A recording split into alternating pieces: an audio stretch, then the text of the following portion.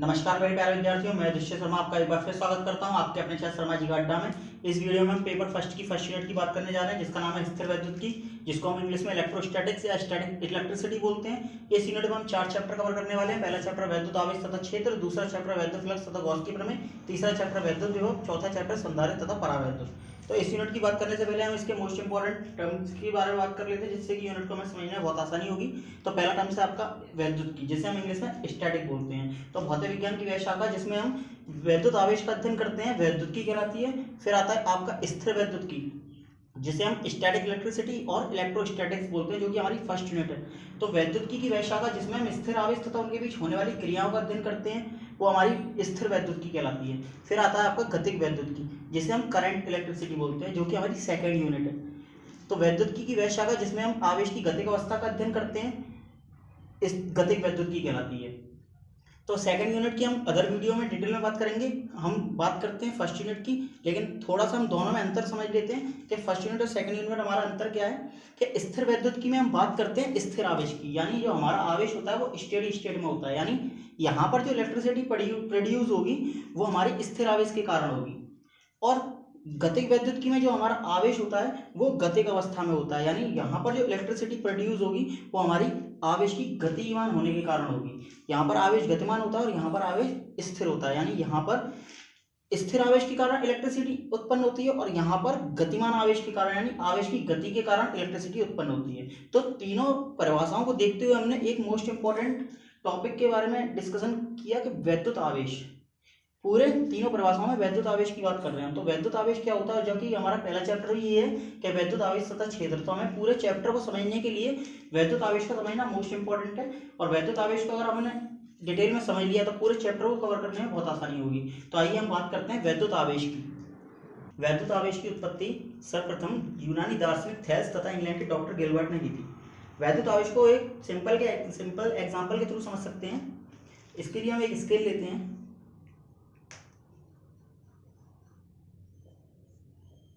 और छोटे छोटे कागज के टुकड़े लेते हैं।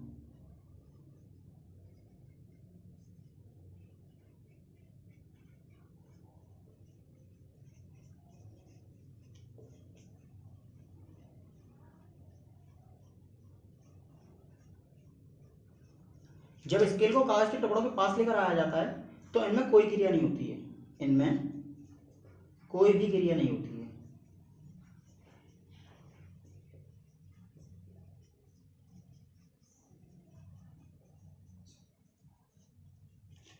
लेकिन यदि इसी स्केल को जब हम अपने सूखे वालों से रगड़ देते हैं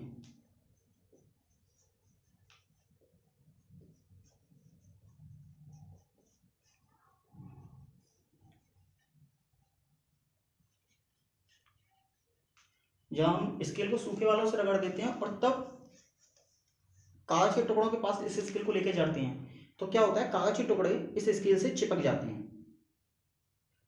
ये जनरली आपने बचपन में किया होगा काम।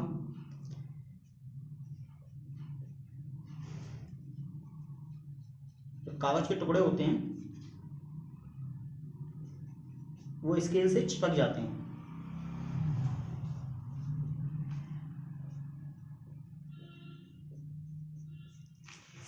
ऐसा क्यों होता है?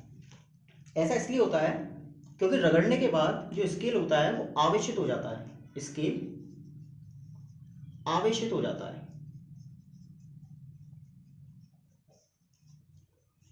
इसका मतलब क्या है, स्केल पर आवेश आ जाता है, स्केल पर आवेश आ जाता है। तो ये जो आवेश आया वो किस कारण आया, ये तो हमें पता चल गया। ये आवेश जो आया है वो रगड़ने के कारण आया है, यानी जो आवेश की उत्पत्ति होती है वो होती है रगड़ने के कारण या फिर घर्षण के कारण। तो यहां से एक बात तो आपको समझ में आ गई होगी कि अगर हम किन्हीं दो वस्तुओं को आपस में रगड़ देते हैं तो वह आवेशित हो जाती हैं, अर्थात उन पर आवेश आ जाता है। अब ये आवेश कहाँ से आया, कैसे आया, इसके बारे में बात करने से पहले हमें परमाणु की बात करनी होगी और परमाणु की संरचना को समझना होगा। तो आइए हम परमाणु की संरचना को समझते हैं। तो जो पदार्थ होता है वो अणुओं से मिलकर बना होता है, और जो अणु होते हैं वो होते हैं परमाणुओं से मिलकर बने हुए। और जो हमारा परमाणु होता है वो हमारा होता है इलेक्ट्रॉन, प्रोटॉन और न्यूट्रॉन से मिलकर बना होता है। हम सब जानते हैं इलेक्ट्रॉन पर -1.6 इंटू 10⁻⁻19 कूलाम का आवेश होता है,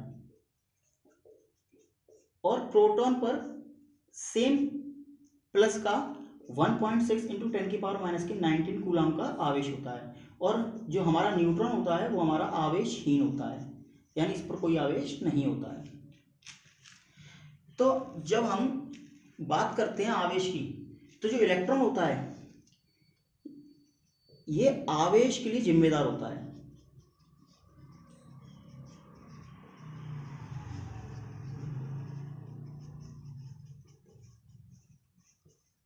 यानी अगर कोई वस्तु आवेशित होगी तो वो इलेक्ट्रॉन के कारण ही होगी। अगर हम बात करते हैं परमाणु संरचना की, तो जो प्रोटॉन और न्यूट्रॉन होते हैं वो परमाणु के नाभिक में रहते हैं, और इलेक्ट्रॉन जो है उसके चारों ओर कक्षा में चक्कर काटते रहते हैं।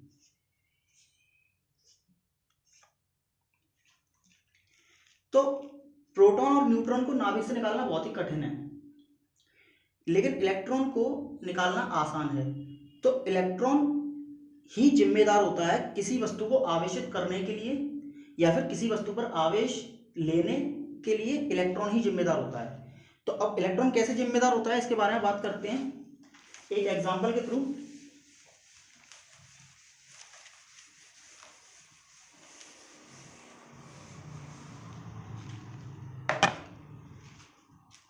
जैसे सोडियम लेते हैं, तो हम जानते हैं सोडियम का जो परमाणु क्रमांक होता है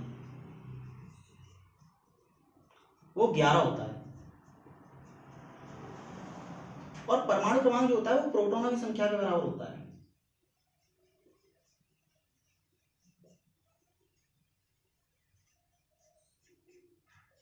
और जितने परमाणु में प्रोटॉनों की संख्या होती है उतनी ही इलेक्ट्रॉनों की संख्या होती है।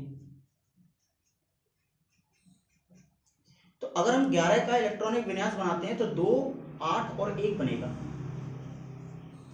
अगर हम इसकी संरचना की बात करें तो प्रोटॉन प्लस न्यूट्रॉन इसके नाभिक में रहेंगे, और पहली कक्षा में इसके 2 इलेक्ट्रॉन होंगे, और इसकी दूसरी कक्षा में 8 इलेक्ट्रॉन होंगे,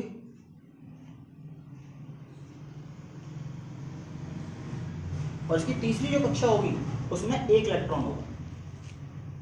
तो अगर हम बात करते हैं यहाँ पर प्रोटॉन की, तो प्रोटॉन हमारे पास 11 है, और इलेक्ट्रॉन 2, 8 और 1 इलेक्ट्रॉन भी हमारे पास 11 है।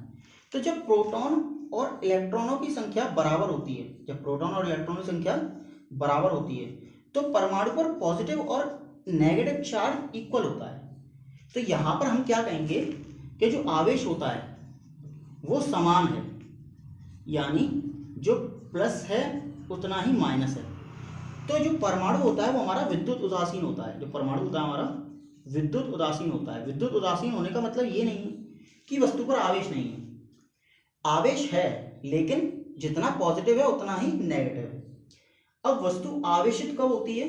जब उस पर इलेक्ट्रॉन बाहर निकले जाते हैं या फिर उस पर इलेक्ट्रॉन आ जाते हैं, तो तब वस्तु आवेशित होती है। अब कैसे होती है? जैसे कि अगर हम इसके अष्टक को पूर्ण करने के लिए देखें, एक इलेक्ट्रॉन इसमें से अगर निकल जाए तो इसका अष्टक पूर्ण हो जाएगा, यानी बाहर का एक इलेक्ट्रॉन निकल सकता है।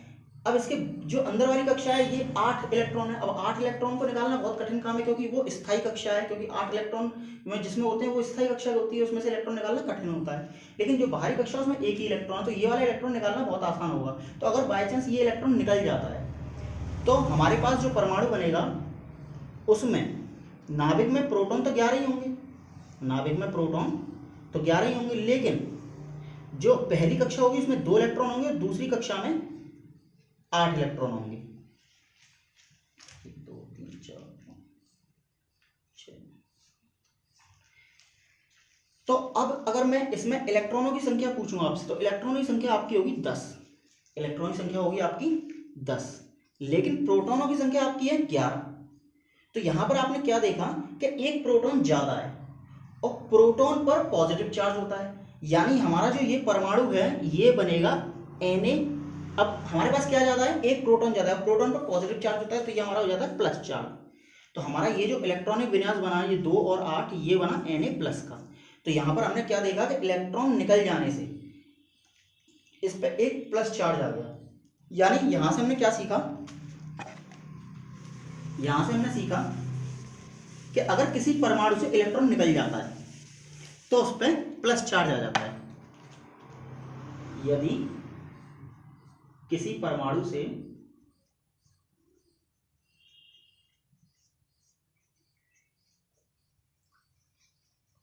इलेक्ट्रॉन निकल जाता है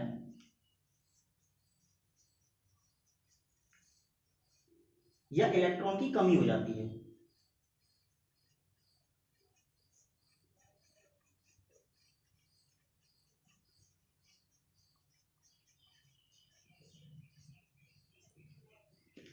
तो क्या आता है, परमाणु पर धनावेश आ जाता है।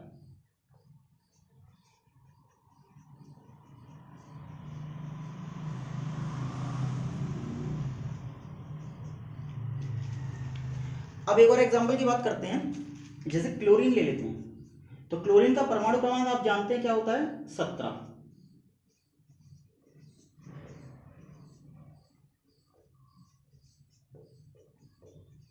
अगर मैं इसका इलेक्ट्रॉनिक विन्यास बनाऊं तो 2 8 7 बनेगा। अगर प्रोटॉनों की संख्या की बात करें इसमें तो आप जानते हैं, ये बताया मैंने, जितनी की आपका परमाणु क्रमांक होता है वही प्रोटॉनों की संख्या होती है, और जितने प्रोटॉनों की संख्या होती है परमाणु में उतने ही इलेक्ट्रॉन होते हैं। यानी 17 ही इलेक्ट्रॉन हो जाएंगे। अगर मैं इसका इलेक्ट्रॉनिक विन्यास बनाता हूं तो नाभिक में जो प्रोटॉन होंगे वो 17 होंगे, और पहली कक्षा में आपके 2 इलेक्ट्रॉन होंगे, दूसरी कक्षा में आपके 8 इलेक्ट्रॉन होंगे। तो 2 2 4 2 6 2 8, और एक तीसरी कक्षा में आपके 7 इलेक्ट्रॉन होंगे, 1 2 3 4 5 6 7। तो अब इसमें देखिए कि जो लास्ट कक्षा है जिसमें 7 इलेक्ट्रॉन है, अब इसमें से इलेक्ट्रॉन निकालना कठिन है, क्यों, क्योंकि 7 इलेक्ट्रॉन है। अच्छा, इसमें से इलेक्ट्रॉन निकालना मतलब इसको इलेक्ट्रॉन निकाल के मैं इसकी कक्षा को जैसे 7 इलेक्ट्रॉन निकाल दूँ तो इसमें जो 8 इलेक्ट्रॉन होंगे लास्ट वाली कक्षा में तो इसका स्टेप पूरा हो जाएगा। लेकिन ये आसान काम है कि 7 इलेक्ट्रॉन निकाल दूं या फिर इसे 1 इलेक्ट्रॉन दे दूं तब इसका स्टेप पूर्ण हो जाए। अगर मैं इसको 1 इलेक्ट्रॉन दे देता हूं तो 2 8 8 तब भी इसका स्टेप पूर्ण हो जाएगा। तो आसान काम क्या है, आसान काम है इसे 1 इलेक्ट्रॉन दे देना, ना कि 7 इलेक्ट्रॉन निकाल लेना। तो हम क्या करेंगे, इसको 1 इलेक्ट्रॉन दे देंगे, कहीं ना कहीं से रगड़ने पर इस पर 1 इलेक्ट्रॉन आ जाता है। तो इलेक्ट्रॉन अगर इस पर 1 आ गया तो जो इलेक्ट्रॉन होगा, अब जो परमाणु बनेगा, अभी इसमें प्रोटॉनों की संख्या, हमारी इलेक्ट्रॉनों की संख्या भी 17 है। लेकिन अगर जब हम बात करते हैं 1 इलेक्ट्रॉन इस पर कहीं से आ जाए तो लास्ट वाली कक्षा में जो इलेक्ट्रॉन होंगे वो 8 हो जाएंगे, यानी टोटल इलेक्ट्रॉन कितने हो जाएंगे, 18। भाई 1 इलेक्ट्रॉन 7, लास्ट कक्षा में 7 इलेक्ट्रॉन थे, 1 इलेक्ट्रॉन हमने कहीं से आ गया, टोटल इलेक्ट्रॉन 8 हो गए। तो पहली कक्षा में 2 इलेक्ट्रॉन, दूसरी कक्षा में 8 इलेक्ट्रॉन, और तीसरी कक्षा में 8 इलेक्ट्रॉन, तो टोटल इलेक्ट्रॉन कितने हो गए, 18। लेकिन प्रोटॉन तो हमारे पास 17 ही है, यानी 17 प्रोटॉन 17 इलेक्ट्रॉन को इक्वल कर लेंगे, जितना पॉजिटिव चार्ज उतना ही नेगेटिव चार्ज। लेकिन यहां पर हमारे पास क्या है, 1 इलेक्ट्रॉन ज्यादा हो गया, और इलेक्ट्रॉन पर क्या चार्ज होता है, माइनस। तो इलेक्ट्रॉन पर चार्ज होता है माइनस, इसीलिए Cl पर चार्ज आ जाएगा माइनस, यानी ये जो हमारा परमाणु संरचना होगी वो Cl माइनस की होगी। क्यों, क्योंकि यहां पर 1 इलेक्ट्रॉन ज्यादा है। तो ज्यादा, जब इलेक्ट्रॉन ज्यादा है तो ज्यादा इलेक्ट्रॉन यानी माइनस चार्ज ज्यादा है, क्योंकि इलेक्ट्रॉन पर माइनस चार्ज होता है। यहाँ पर 1 इलेक्ट्रॉन क्या हुआ था, कम हो गया था, यहाँ पर 1 इलेक्ट्रॉन निकल गया था। तो 1 इलेक्ट्रॉन निकल गया था, जब निकल गया था तो माइनस चार्ज निकल गया, तो माइनस चार्ज निकल गया तो इस पर प्लस चार्ज आ गया, क्योंकि 1 प्रोटॉन ज्यादा हो गया। यहाँ पर प्रोटॉन तो उतने ही है लेकिन 1 इलेक्ट्रॉन ज्यादा हो गया, जब 1 इलेक्ट्रॉन ज्यादा हो गया तो 1 माइनस चार्ज आ गया। अगर 2 इलेक्ट्रॉन ज्यादा हो जाते तो 2 माइनस चार्ज आ जाता। तो यहाँ से हमने क्या सीखा कि यदि किसी परमाणु में इलेक्ट्रॉन निकल जाता है या इलेक्ट्रॉन की कमी हो जाती है तो परमाणु पर धनावेश आ जाता है। अब इसका जस्ट अपोजिट हो गया, यदि किसी परमाणु पर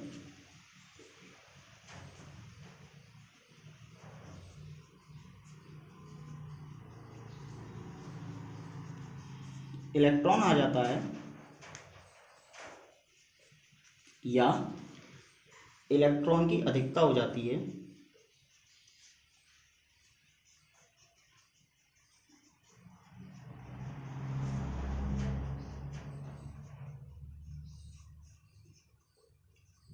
तो परमाणु होता है वो ऋण आवेश आ जाता है।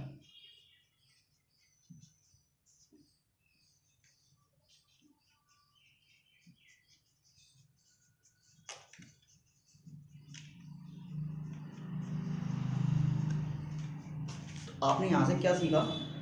आपने सीखा कि अगर परमाणु से इलेक्ट्रॉन निकाल लिया जाए तो उस पर प्रोटॉन ज़्यादा हो जाते हैं और प्रोटॉन पर पॉजिटिव चार्ज होता है, इसलिए पॉजिटिव चार्ज आ जाता है। और अगर कहीं से इलेक्ट्रॉन मिल जाए तो उस पर इलेक्ट्रॉन की अधिकता हो जाती है, यानी उस पर नेगेटिव चार्ज आ जाता है। तो यहाँ से अगर इलेक्ट्रॉन की कमी होगी तो इलेक्ट्रॉन की कमी के कारण, इलेक्ट्रॉन की यदि कमी होगी तो कमी के कारण धनावेश आएगा।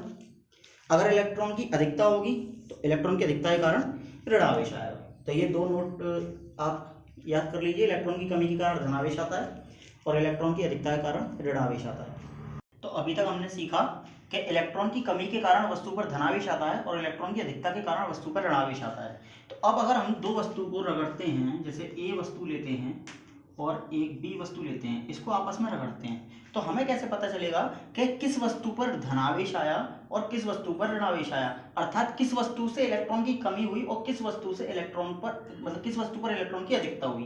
तो अगर हमने जैसे दो वस्तुओं को आपस में रगड़ा, तो मान लो 6 इलेक्ट्रॉन इससे इस वस्तु पर चले गए। तो जब इस पर 6 इलेक्ट्रॉन आ गए, तो आप समझिएगा बात को, यहाँ पर 6 इलेक्ट्रॉन आ गए, तो इस पर 6 इलेक्ट्रॉन आ गए, यानी यहाँ पर माइनस चार्ज आ गया। कितनी बार? 6 बार। कितनी बार? 6 बार, यानी 6 इलेक्ट्रॉन के बराबर का माइनस चार्ज आ गया। अच्छा, हम क्या जानते हैं कि एक इलेक्ट्रॉन पर चार्ज होता है 1.6 इंटू 10 की पावर माइनस के 19, तो 6 पर कितना हो जाएगा? मल्टीप्लाई 6। अच्छा, 6 इलेक्ट्रॉन इससे निकले थे, यानी दो वस्तुओं को रगड़ने से पहले मैंने आपको क्या बताया कि अगर कोई वस्तु ए है तो क्या ये आवेशित है? नहीं, ये आवेशित नहीं है। क्या इस पे आवेश नहीं है? नहीं, इस पे आवेश है, लेकिन दोनों आवेश बराबर मात्रा में है, तो ये वस्तु विद्युत उदासीन है। इसका मतलब ये है कि जितना इस पर पॉजिटिव चार्ज है उतना ही इस पर नेगेटिव चार्ज है, तो इसीलिए ये वस्तु आवेशित नहीं है, ये वस्तु विद्युत उदासीन है। तो इससे अगर 6 इलेक्ट्रॉन निकल जाएंगे तो इस पर 6 प्रोटॉन ज्यादा हो जाएंगे, क्योंकि जैसे 8 इलेक्ट्रॉन थे तो 8 ही प्रोटॉन होंगे। अगर इस वस्तु का अगर हम माने 8 इलेक्ट्रॉन है तो 8 ही इस पर प्रोटॉन होंगे। अगर इस पर से 6 इलेक्ट्रॉन निकल गए, 6 इलेक्ट्रॉन निकल गए, तो इसमें से 6 इलेक्ट्रॉन इसमें से निकाल दिए हमने, तो यहाँ पर 2 इलेक्ट्रॉन बचे। और इस पर मान लीजिए 8 इलेक्ट्रॉन है और 8 ही प्रोटॉन है, तो अब 6 इलेक्ट्रॉन निकलकर इस पे आ गए, तो 6 इलेक्ट्रॉन और आ गए, तो टोटल इलेक्ट्रॉन इस पे कितने हो गए? 8 और 6 14 इलेक्ट्रॉन हो गए। तो अब यहाँ पर हमने क्या देखा, यहाँ पर हमारे पास 2 इलेक्ट्रॉन बचे और 6 इलेक्ट्रॉन इससे निकल चुके थे, तो 6 इलेक्ट्रॉन निकलने के बाद 8 प्रोटॉन, तो यहाँ पर जितने इलेक्ट्रॉन की कमी हुई उतना ही धनावेश आ जाएगा, यानी 6 धनावेश आ जाएगा 6 इलेक्ट्रॉन के बराबर। तो अब एक प्रोटॉन पर कितना आवेश होता है? 1.6 इंटू 10 की पावर माइनस के 19, तो 6 से मल्टीप्लाई कर देंगे तो इतना ही आवेश इस पर पॉजिटिव आ जाएगा। तो इस वस्तु से 6 इलेक्ट्रॉन निकले, इस वस्तु से 6 इलेक्ट्रॉन निकलने के कारण इस वस्तु पर 6 इलेक्ट्रॉन की कमी हो गई। 6 इलेक्ट्रॉन की कमी का मतलब ये है कि 6 प्रोटॉन की अधिकता हो गई। भाई, इलेक्ट्रॉन की कमी का मतलब क्या है? प्रोटॉन की अधिकता हो गई।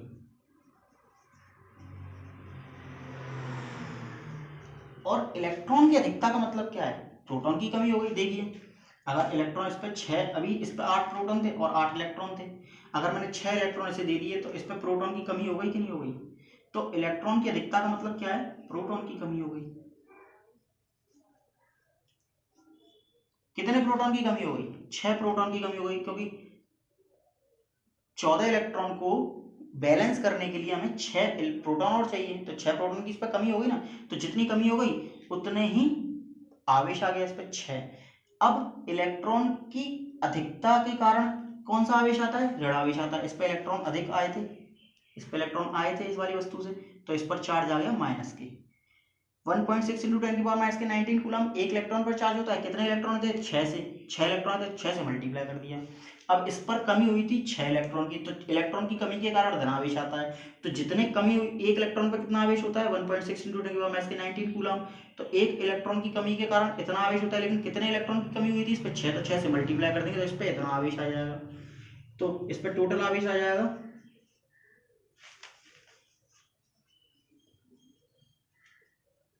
पॉजिटिव,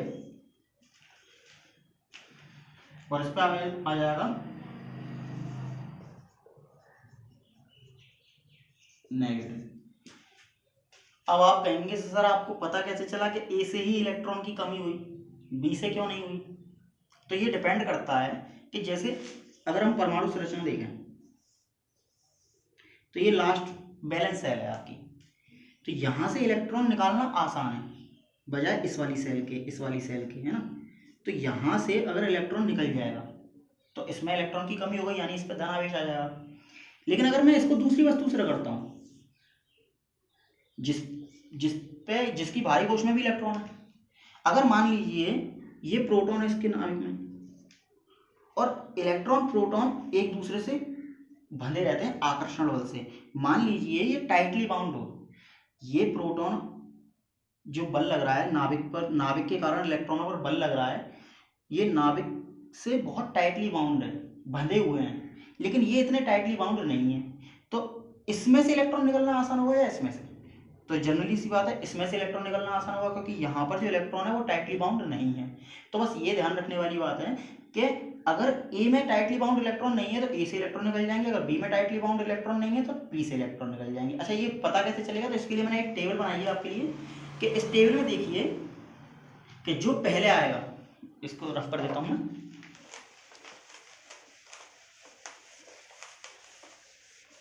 और जनरली ये क्वेश्चन भी पूछा जाता है।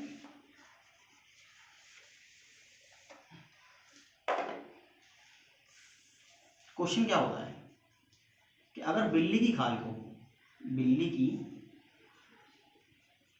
को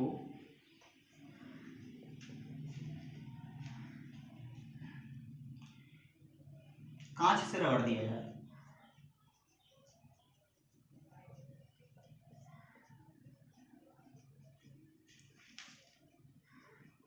तो बिल्ली की खाल पर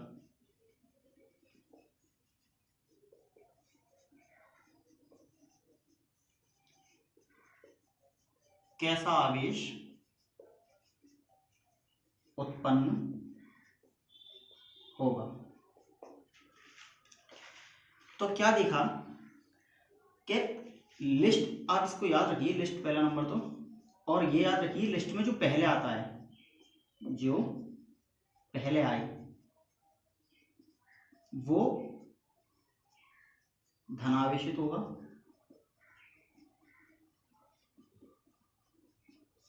वो वस्तु धनावेशित होगी, अर्थात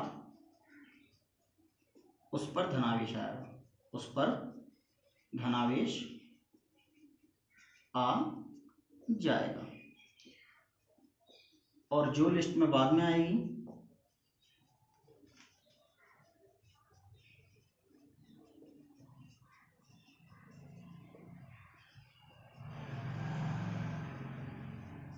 वो वस्तु ऋणावेशित हो जाएगी, अर्थात उस पर ऋणावेश आ जाएगा। अब आप इस क्वेश्चन को बहुत ही सिंपल तरीके से आंसर दे सकते हैं। हम बिल्ली की खाल को, ये मान लीजिए बिल्ली की खाल है,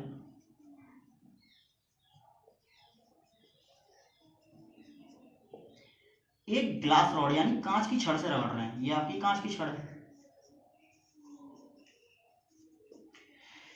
तो अब हमें नहीं पता कि इसके इलेक्ट्रॉन टाइटली बाउंड है या इसके इलेक्ट्रॉन टाइटली बाउंड है, तो जिसके इलेक्ट्रॉन टाइटली बाउंड होंगे उससे इलेक्ट्रॉन नहीं निकलेंगे, और जिसके नहीं होंगे उससे इलेक्ट्रॉन निकल के दूसरी वस्तु पर चले जाएंगे अगर इन दोनों को रगड़ा जाएगा तो हमने क्या देखा कि हमने लिस्ट बनाई है कि कांच की छड़ और बिल्ली की खाल, इन दोनों पदार्थों को इस छड़ में देखिए, वो सॉरी इस लिस्ट में देखिए तो हमने क्या देखा कि बिल्ली की खाल पहले आ रही है, तो मैंने क्या कहा पहले जो वस्तु आए वो कैसी हो जाती है धनावेशित, और जो बाद में आए तो कांच बाद में आ रहा है तो कांच कैसा आ जाएगा ऋणावेशित। तो सिंपल सा हम इसका आंसर दे सकते हैं कि जब बिल्ली की खाल को कांच की छड़ से रगड़ा जाता है तो इस लिस्ट के अकॉर्डिंग, तो आपको लिखना नहीं है लिस्ट के अकॉर्डिंग, आप बस लिस्ट याद रखिए, आप केवल आंसर दे दीजिए रगड़ा जाएगा तो ये धनावेशित हो जाएगी और ये ऋणावेशित हो जाएगी, तो आप सिंपल आंसर दीजिएगा और केवल ये लिस्ट याद रखिएगा जिससे कि आप आंसर दे सकें।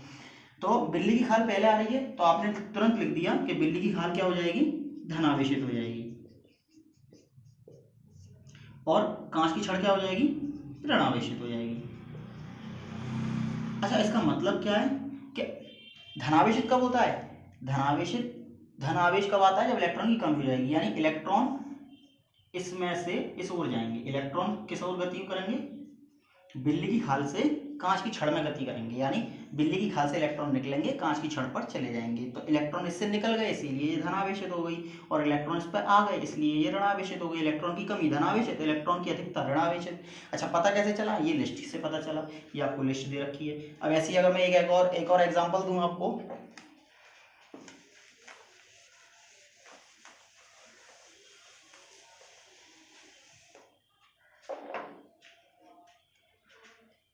कि कांच की छड़ को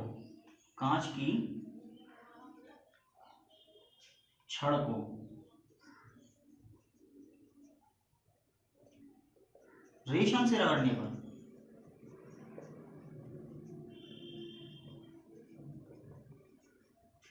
कौन सी वस्तु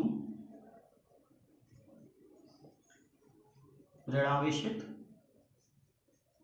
और कौन सी वस्तु धनावेशित होगी। तो बच्चे आप बहुत ही सिंपल तरीके से आंसर दे सकते हैं और बहुत ही जल्दी आंसर दे सकते हैं, आपको ये टेबल याद होनी चाहिए बस। तो आपने क्या देखा कि एक कांच की छड़ है, यानी एक ग्लास रॉड है कांच की छड़,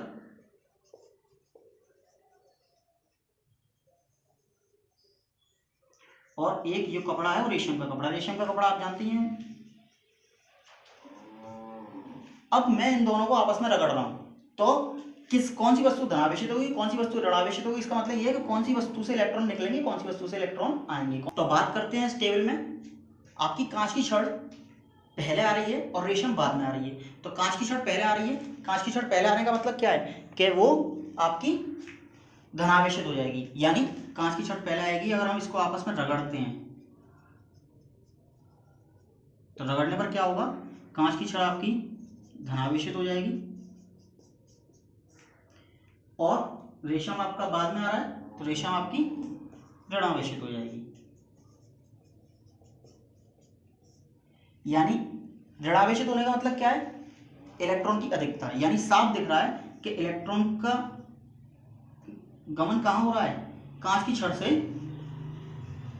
रेशम में हो रहा है। इलेक्ट्रॉन कहां से कहां जा रहे हैं, कांच की छड़ से रेशम में जा रहे हैं। आवेश के बारे में इतना कुछ जानकारी प्राप्त करने के बाद उसकी परिभाषा की बात कर लेते हैं। वैद्युत आवेश, वैद्युत आवेश किसी पदार्थ का वह मौलिक गुण है जिसके कारण वस्तुएं वैद्युत बल आरोपित करती हैं या उसका अनुभव करती हैं। जैसा कि अभी हमने देखा था कि जब दो कांच की छड़ सेम चीज से रगड़ी गई थी तो वो एक दूसरे से दूर हट रही थी, एक दूसरे से दूर हट रही थी, और अलग अलग वस्तुओं से रगड़ी गई थी तो वो एक दूसरे के पास आ रही थी। तो यहां से क्या देखा कि दूर जाने और पास आने के लिए कोई ना कोई बल जिम्मेदार होता है। तो यहां पर इसी बल को क्या कहा गया है, इसी बल को कहा गया है वैद्युत बल, क्योंकि ये जो बल है वो रगड़ने के कारण उत्पन्न हुआ है, वस्तु पर आवेश आ जाने के कारण उत्पन्न हुआ है, तो इसको कहते हैं वैद्युत बल, इलेक्ट्रोस्टैटिक्स फोर्स।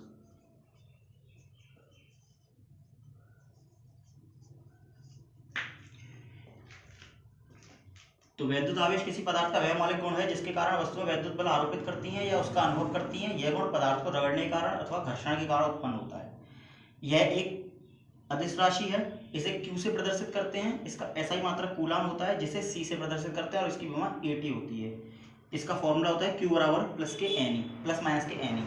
तो फॉर्मूला कैसे निकलता है, फॉर्मूले को थोड़ा समझा देता हूँ मैं, फॉर्मूला कैसे आया आपको।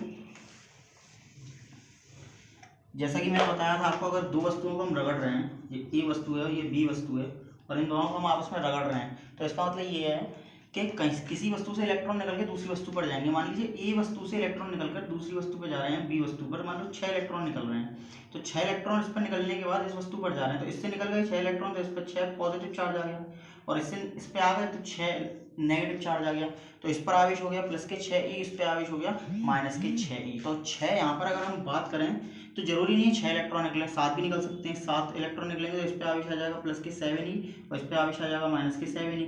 अगर 8 निकलते हैं तो इस पे आवेश आ जाएगा 8e प्लस के, और इस पर आवेश आ जाएगा माइनस के 8e। तो हमने क्या देखा कि जो इलेक्ट्रॉन निकल रहे हैं वो एक पूर्ण संख्या के रूप में निकल रहे हैं, ऐसे नहीं निकल रहे 3.5 इलेक्ट्रॉन निकल गए, 7.5 इलेक्ट्रॉन निकल गए, या जैसे 5.3 इलेक्ट्रॉन निकल गए, ऐसे नहीं निकलेंगे। 7.3 इलेक्ट्रॉन निकल गए, ऐसे भी नहीं निकलेंगे।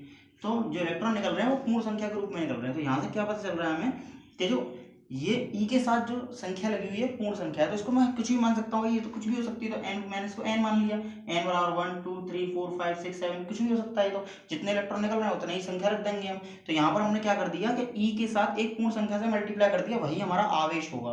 तो यहीं पे हमने आवेश को क्यू से रिप्रेजेंट करते हैं, तो हमने एक पूर्ण संख्या से मल्टीप्लाई कर दिया ई यानी मूल आवेश में, ई को हम मूल आवेश कहते हैं, आप सब जानते हैं, पिछले अभी वीडियो में बताया मैंने आपको। तो यहाँ पर मूल आवेश का पूर्ण गुणज होता है आवेश, तो मूल आवेश ई का मान कितना होता है 1.6 × 10⁻⁻19, और एन क्या है, एन जो है जितने इलेक्ट्रॉन निकल रहे हैं, या फिर जितने इलेक्ट्रॉन जैसे इस वस्तु से निकल रहे हैं ये वस्तु पर आ रहे हैं। तो यहाँ पर क्या लिख दिया है, पूर्ण संख्या अर्थात पदार्थ से निकलने वाले इलेक्ट्रॉन की संख्या या फिर पदार्थ पर आने वाले इलेक्ट्रॉन की संख्या।